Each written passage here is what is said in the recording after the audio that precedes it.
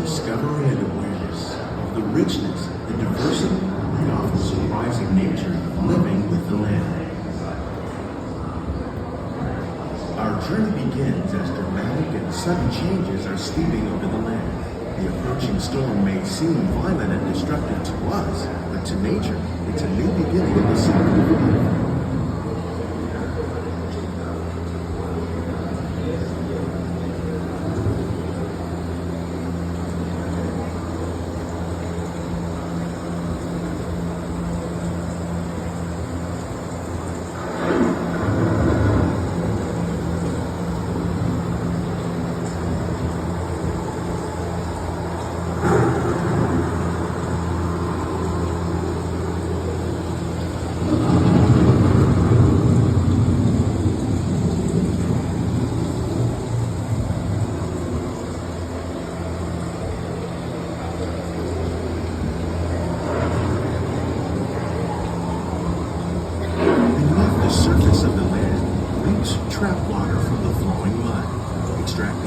Nutrients and minerals. These elements, when combined with sunlight, create the diverse living systems of our planet.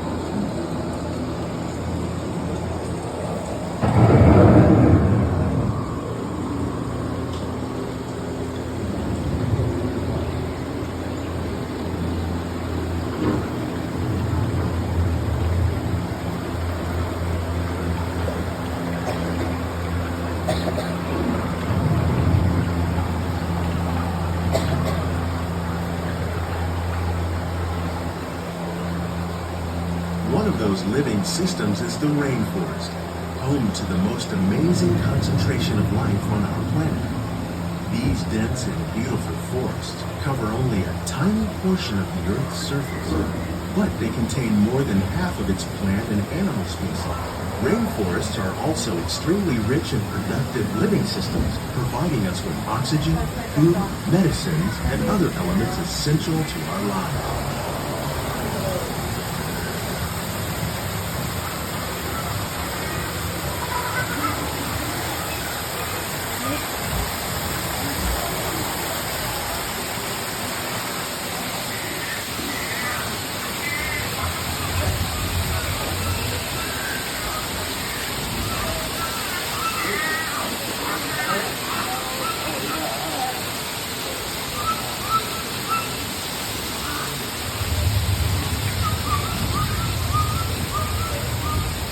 In the desert, nature has created a very different, but no less beautiful living system. And while this arid landscape may seem lifeless, it is very much alive. The plants and animals that have learned to survive in these harsh conditions make use of what little water they can find and avoid the scorching rays of the relentless sun.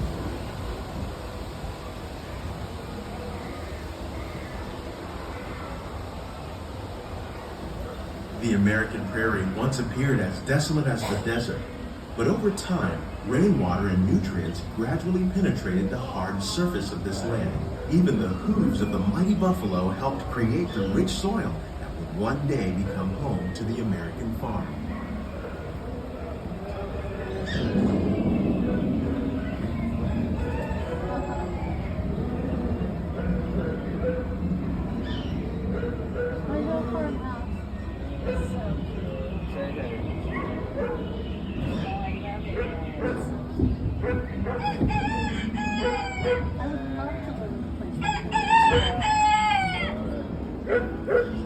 Of all the forces at work on the land, humans have had one of the most profound effects. The need to produce food for a growing world led to the enormous use and sometimes overuse of the land. In our search for more efficient ways to grow food, we often fail to realize the impact of our methods.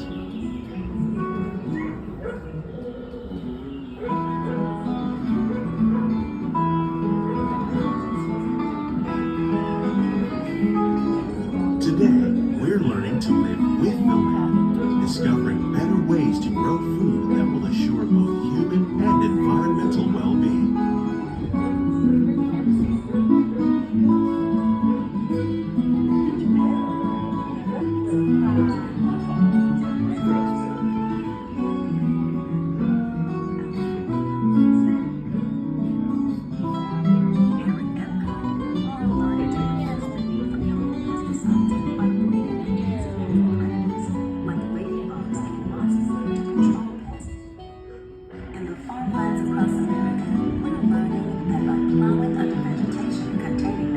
fertilizers, we can enrich the soil without the use of chemicals. In arid regions, we're learning to produce food on desert seacoasts by developing and planting crops that thrive on salt water. In Japan, we're learning that by mixing leaves and other living materials into our soil, we can make farmland more fertile without the need for chemicals.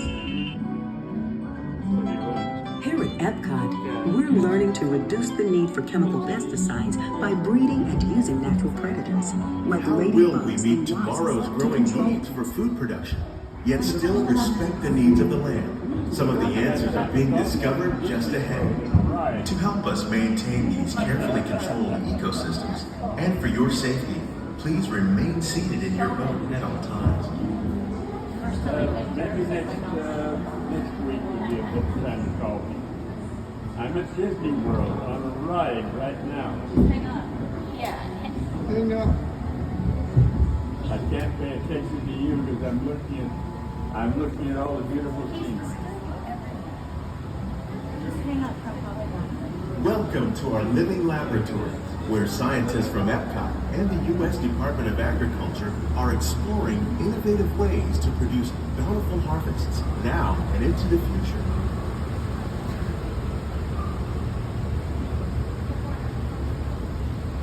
The tropics are home to the greatest diversity of plants on the planet. Many of these, like papaya, bananas, cacao, coffee, and rice, are well known around the world. These are just a few of the edible plants that have been an important source of nutrition for people living in the tropics. Many are rich in vitamins and minerals, while others are well adapted to growing in less than ideal conditions. They use a lot of the vegetables in the Some, food like the that's water lily, inside. thrive in wet, swampy areas and waterways. All parts of this plant, even the flower petals, are edible.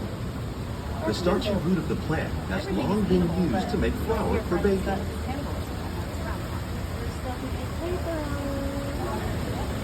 One day, many of these lesser-known tropical plants may be as important as the bananas growing on both sides of the boat. More than 28 million tons of bananas are eaten annually, making it the most popular fruit in the world.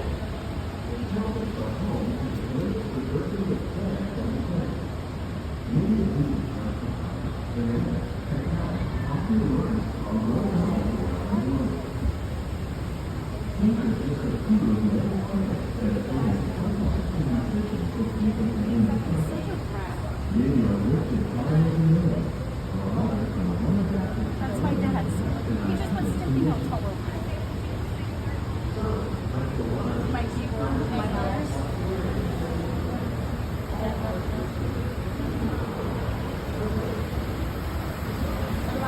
When we mention farming, you probably don't think of fish. But fish farming, or aquaculture, accounts for nearly half of all the seafood consumed globally.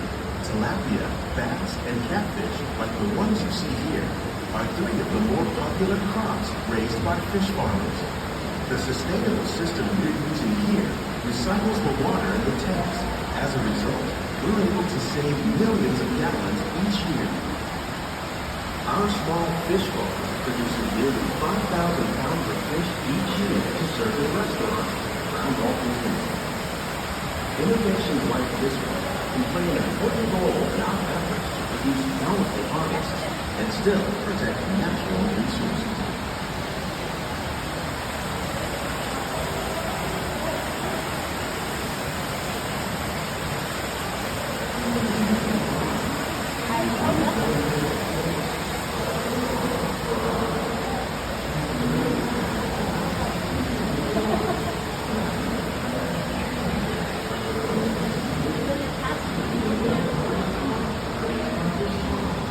While there are more than 50,000 edible plant species in the world, most of us are only familiar with the handful that make up our everyday diet.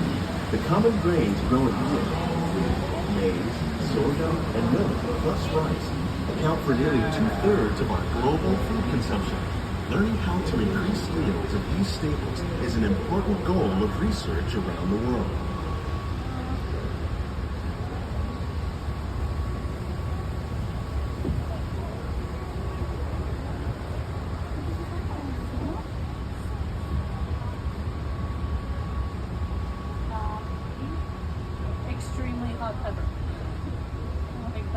Carolina These Reapers. plants are definitely on their way up. Innovative growing techniques like these increase yields while more efficiently using resources like water, fertilizer, and pesticides. Another innovation at work here is our integrated pest management program.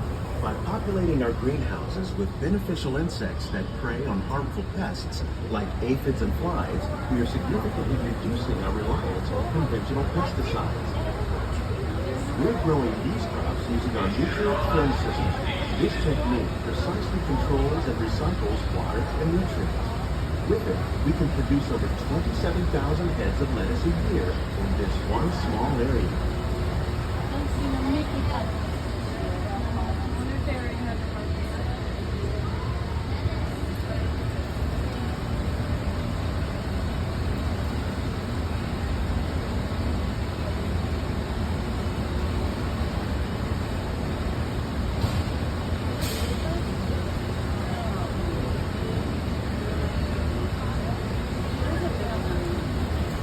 Some of our best ideas have been inspired by nature, like these fruit and vegetable trees. By growing these ground plants vertically, we can increase yields and better control diseases. These crops taste as good as they look. In fact, we serve more than 15 tons of produce from our greenhouses in restaurants here at the land every year.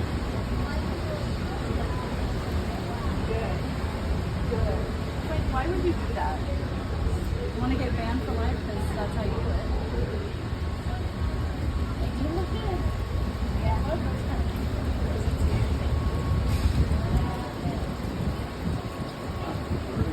of Isn't that cool?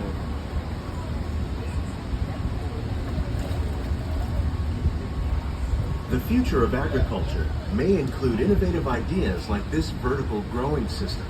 Plants grown in this way use a fraction of the space required by traditional growing methods. That saves water and increases production. The aquaponics system on your left combines hydroponics with aquaculture. The fish provide a natural source of fertilizer for the plants, and the plants help keep the water clean for the fish. It's another great way to produce more while using less. In our lab, Epcot scientists are working with the U.S. Department of Agriculture on a number of innovative projects. The goal of these efforts is to produce higher yielding and better quality plants.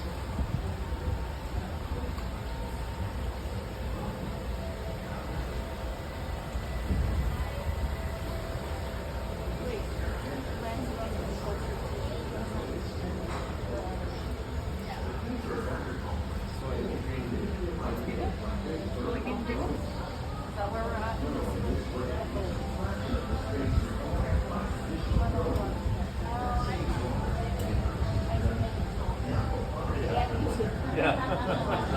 Okay, but if you even grow up if you didn't do that? That's a rite of passage. These greenhouses represent just a fraction of the work being done worldwide to produce bountiful harvests for our growing population. Scientists, farmers, and even backyard gardeners are doing their part to improve the quantity and quality of foods that we all rely upon. Together, we can continue to find more ways to increase food production and protect our precious natural environment. Only then will we truly be living with the land.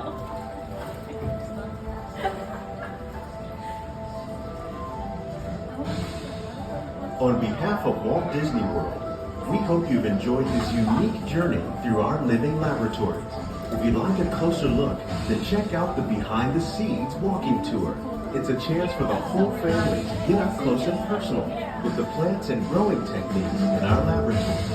These greenhouses represent just a fraction. Please keep your hands and feet inside the boat and remain seated until the boat comes to a halt.